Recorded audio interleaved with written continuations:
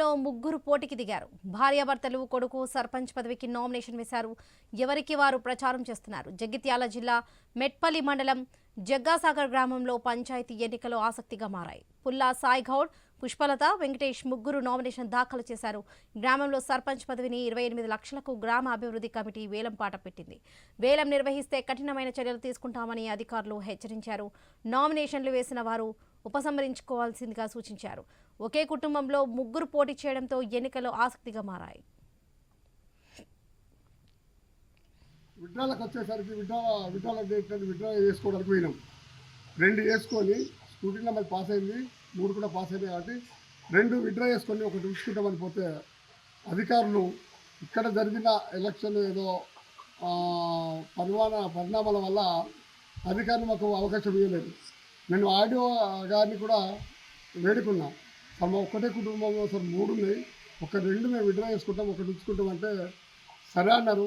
తర్వాత ఆఖరికి టైం అయ్యేటప్పుడు మాకు ఇన్స్ట్రక్షన్ ఉన్నది, మీ ఊర్లో సర్పంచ్ అభ్యర్థులు విడ్రాలు రావడానికి అవకాశం లేదు, అన్నీ కంటిన్యూ తెలిసి చెప్పడం వల్ల మేము ముగ్గురం కూడా ఆ రకంగా ఉన్నాం.